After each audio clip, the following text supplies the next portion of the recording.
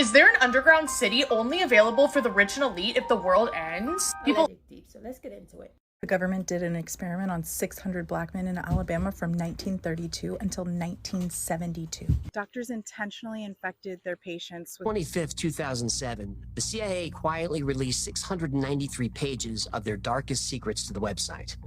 No announcement, no press conference, just a document dump of operations so illegal they've been hidden since 1973. The CIA... Please, I don't have any time for any gossip now. Eh? Yes. Look at you. Do something with it. It's just money coming to me easily. Money coming in and needing me. Money coming in repeatedly. Money coming, it's just money coming. It's just money coming to me frequently. Money coming in to be with me. Money coming in secretly.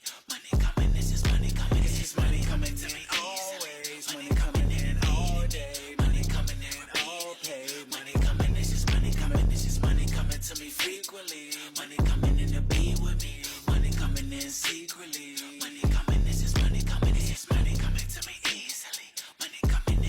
Is there an The government literally made it so that people think conspiracy theorists are crazy, but then the government started putting out the information that the conspiracy theorists were saying all along. And the shit that they were saying ended up being true. And like, obviously not all of it, but like stuff like the aliens and stuff like the government assassinating political leaders or like, you know what I'm saying? Like shit that just turns out to be true. But the government made it so that these are conspiracy theorists and these people are crazy. Like, what the fuck? Like, genuinely, this is why this is a joke to me. This is a fucking joke because why the fuck do they demonize people for thinking different thoughts? They're basically saying what we say is the truth. If you don't believe what we're saying, then you're crazy. If you have any other thoughts other than what we say, then you're crazy. Like, you're not credible, you're not believable because you're crazy because you don't believe what we're saying. And what we're saying is the truth. But then they come out years and years and years later and they're like, no, what those people were believing was true. Right. They believed the truth because it was the truth, but we were calling them conspiracy theorists to discredit them on purpose. Bitch. Hey y'all, welcome back to All Things Jenny. I'm Jenny. There's a lot of conspiracies out there. Some sound a lot crazier than others, but some come out to be true, just like the 9/11 situation. A lot of stuff that has been coming out about the tarot cards that predicts the future situations, they all were at one point considered conspiracy theory until they were not. And there's a lot of videos here that I will be sharing that seems crazy to the point where a lot of people might dismiss it, but is it really that crazy? Or do they make it seem crazy so you can look this way and not that way, right?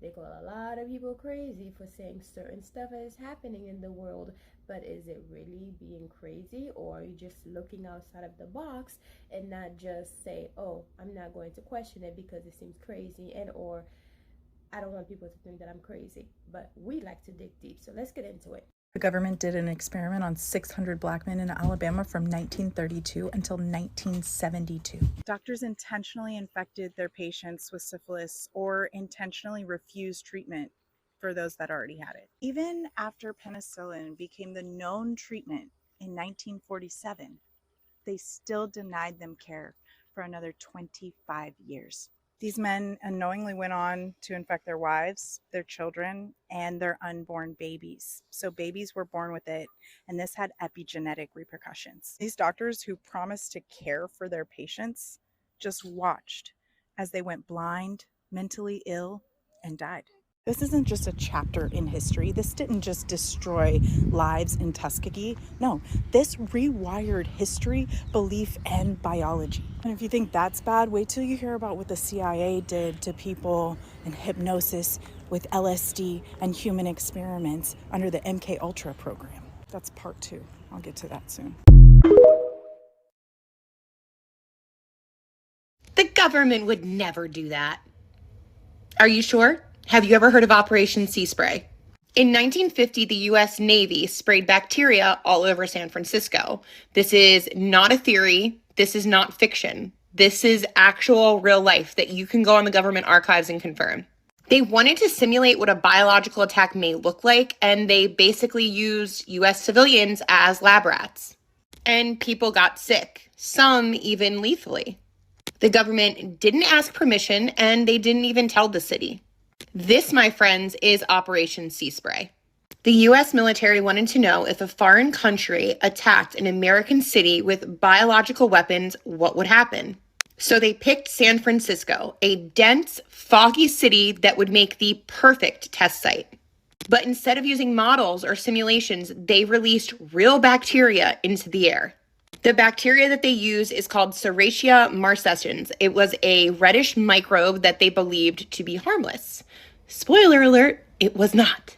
Serratia marcescens can cause UTI, pneumonia, and lethal infections. They also released another bacteria called Bacillus globigii, and that mimicked ants. Once again, though, nobody was warned. So how did they do it? In September 1950, the Navy loaded loads of these bacteria onto a boat and sprayed them into the clouds off the coast of San Francisco.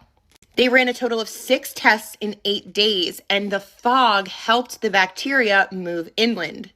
The bacteria traveled for miles, entering schools, churches, hospitals, and of course, lungs. The entire city was exposed. And then, as you could guess, people started getting sick.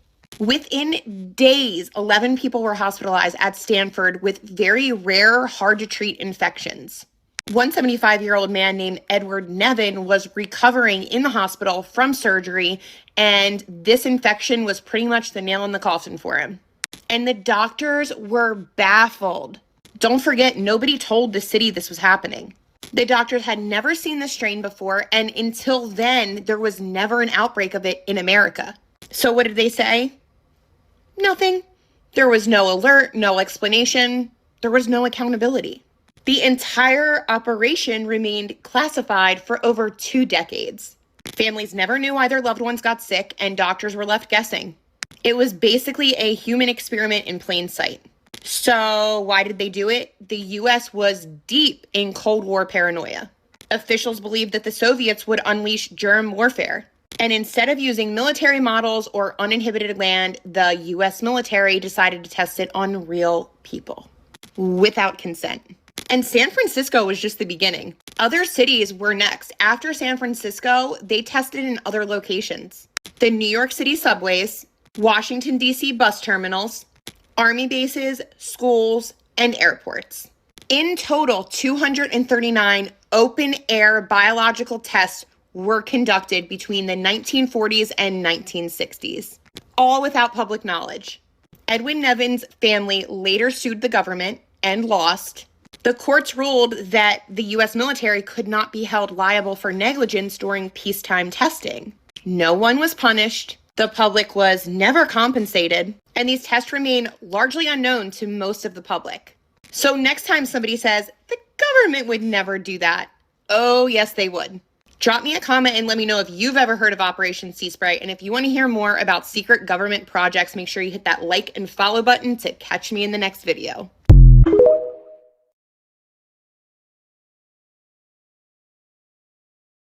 Here's some weird-ass conspiracy theories that I fully believe in as someone who used to watch every single Shane Dawson conspiracy theory video growing up. Number 1 is that our phones are constantly listening to and watching us at all times. I feel like we've all had that experience where we'll talk about something that we've literally never talked about, and then 5 minutes later an ad pops up on our phone about it, which is just, it's not a coincidence. And at the same time, Shane Dawson did just make a video basically about how our phone is kind of constantly watching us, and proved this theory using like red light analysis. I don't know, but the whole thing was weird, and I 100% believe that they are both watching and listening to us through our iPhones. Number 2 is the butterfly effect, which basically means that everything we do will like alter our future. If you leave the house 10 minutes later than you were planning on, something in your future could drastically change. And I will fully believe in this. I will see stuff happen. I'll watch car accidents happen. And I'm like, damn, like if they weren't driving at this time, like that probably wouldn't happen. Just like all these different little things that happen in my life, or like if I didn't go to a specific workout class one morning, I wouldn't have met my boyfriend. Like everything affects something else in your life, and it's so crazy when you think about it.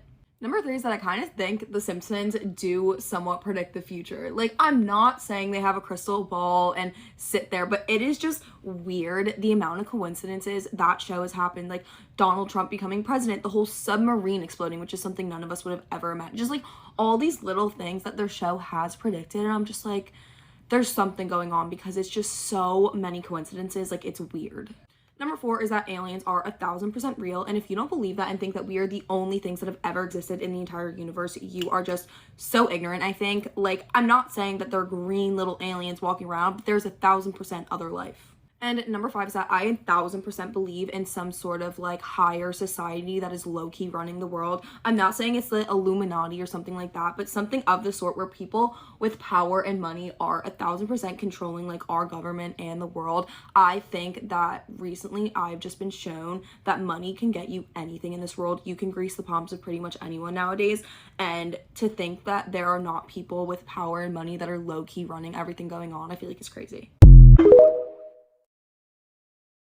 There's a theory that the Hoover Dam is secretly a demonic throne and that the government put angels there to cover it up. When you go to the Hoover Dam, you're gonna see something really odd. There's a spot that has 2 giant winged statues made out of bronze. They look like angels, right? They are technically called the winged figures of the Republic, but this is the weird part. No one officially says what they are. They're not angels, they're not demons, they're figures. And that's not random. There's actually a floor underneath them that is a cosmic map. It shows the exact alignment of the stars the day that the dam was completed. Like they wanted like aliens or gods to find this later. You'd think it's just some like artsy little design, right? But the guy who made that design said that this is specifically supposed to last for thousands of years. Like that design was supposed to outlive our civilization.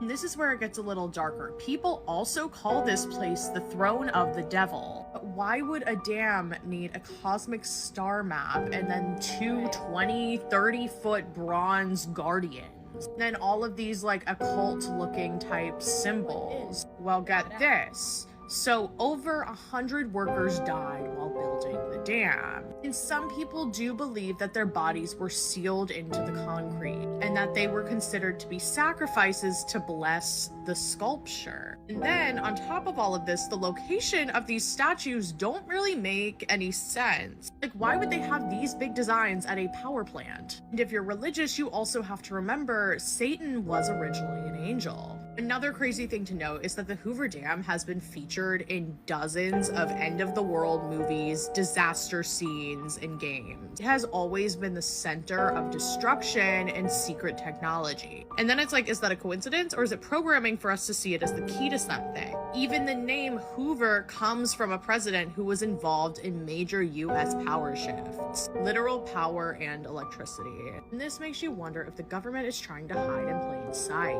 Massive monuments with spiritual symbolism built into them. Government approved, celebrated, protected, and most of us never even question it. So when you pass by and you take a little selfie, you don't even realize you are standing on what some call a throne. But the question remains, a throne for who exactly? Let me know your thoughts in the comments and follow for more. All conspiracies contain a nugget of truth. Watch this. About your conspiracy, brother. There aren't that many conspiracy theories anymore because we found out that all conspiracy theories, there's a nugget of truth in there. It came from somewhere. That's where it became a theory. And then it progressed to the point where it became a conspiracy theory because there was something there. See, in our industry, who pays you is who tells you what narrative you're allowed to use. And I'm not paid, so I own my narrative. Wow. So, if in media, somebody's getting paid. I've got one that can see. Yo, the glitter conspiracy is deeper than you think. So get this, there are only 2 major manufacturers of glitter in the world, both in New Jersey. One of them, Glitterex, the other, a super secretive company that literally invented glitter and refused to talk about it. No one really thought much of it until 2018 when the world suddenly had a glitter shortage. A journalist from the New York Times tried to investigate, but when she asked Glitterex about their biggest customer, their response was chilling. She was told, "Oh, we know who it is and you would never guess. They don't want anyone knowing that it's glitter." Wait, what? What industry is using so much glitter but hiding it from the public? Right. Well, the theories are kind of wild. Some say it's boat paint because companies don't want people knowing how much microplastic is leaking into the ocean. Others think it's in toothpaste, meaning we're brushing our teeth with tiny bits of plastic, but the most insane theory is actually for the military. Turns out the other glitter company, Meadowbrook Inventions, was founded by a guy who worked on the Manhattan Project. Yup, the same project that created the atom bomb. And guess what? Glitter is used in radar blocking tech, fighter jets, and even classified military batteries that supposedly create more energy than anything we've ever seen. So what if glitter isn't just for arts and craft, but actually a government secret? That's crazy, isn't it? What do you think the biggest buyer of glitter is hiding? And let me know in the comments your theories. Also, if you love creepy mysteries like this, scary mysteries like this, true crime. Go follow his channel.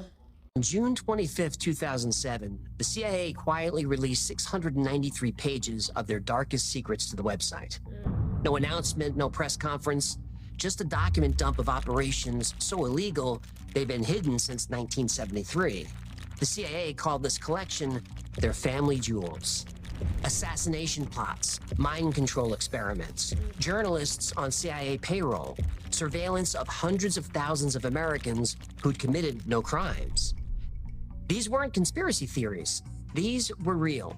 Each page of the family jewels revealed operations approved at the highest levels, operations that violated every law meant to constrain the CIA. And taken together, they revealed something darker than isolated crimes.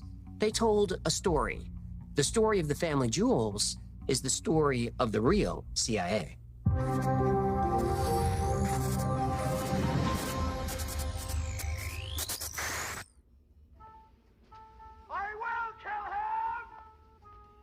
Yeah, you win. Thank goodness. Truth in plain sight, even in the 90s. What can I do? Okay, yes. We are bored. We're all bored now.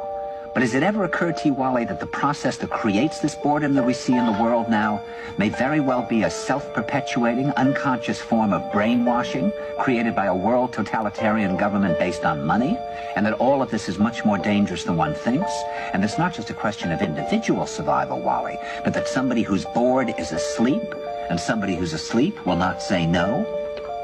See, I keep meeting these people. I mean, just a few days ago, I met this man who I greatly admire. He's a Swedish physicist, Gustav Bjornstrand, and he told me that he no longer watches television, he doesn't read newspapers, and he doesn't read magazines.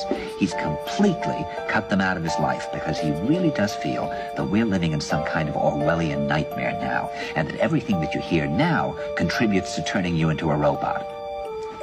And when I was at Findhorn, I met this extraordinary English tree expert who had devoted his life to saving trees. Just got back from Washington, lobbying to save the redwoods. He's 84 years old. He always travels with a backpack because he never knows where he's going to be tomorrow. And when I met him at Findhorn, he said to me, "Where are you from?" And I said, "New York." He said, "Ah, New York, yes, that's a very interesting place. Do you know a lot of New Yorkers who keep talking about the fact that they want to leave but never do?" And I said, "Oh, yes." And he said, "Why do you think they don't leave?" I gave him different. Hey guys, I'm Jenny and this is Shameless Plug. So I want to tell you guys about my Crown of Success manifestation book with easy, simple rituals and spells to manifest a life of abundance in your life. And those spells are so easy, even a child can do it. So this book is filled with different spells that I've learned over the years from my family, passed down from grandma and everything. And also those are spells that I've actually tried and I know that they work. So this book not only teach you step by step on the things that you can do that are so easy that a child can do it, but it tells you like the proper moon phase to use, alchemy, manifesting with numbers, numerology, and also the days of the week that best fit for this particular spell. So it tells you the timing of when to practice the spell, the days of the week, the moon phase. It shows you all the colors of the candles that you should be using and different planets. So for example, I show you like planet Jupiter is for Thursdays and the hours of the days that you should be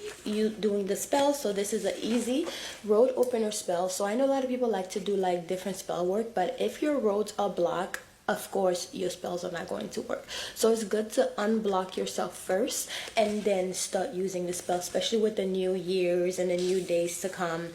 And also I have some amazing spells in here. This is a powerful quick money spell, so if you're in a bind for some money and you're just trying to get some money.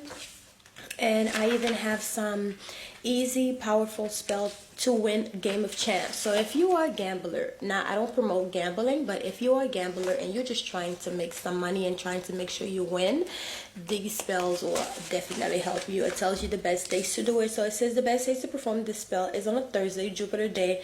Jupiter is the planet of good fortune, luck, and expansion. Jupiter is the best day to perform spells that boost luck and increase your chance of success in any game of chance or any money spell, period. It has a list of so many spells that you can incorporate in your life with this new year to bring prosperity. And I even put some bonus spells on here, which for Saturday is a day to do like protection work. So I have a spell for like send back to senders. So I put some bonus spells on here, and then a protection with Archangel Michael. So there's so many spells on here. Removing the evil eye spell, so you can remove evil eye in your money and also in your everyday life. New Year home blessing spell, and I know it's been a few days since the new year started, but you can always do a home blessing spell any days of the week.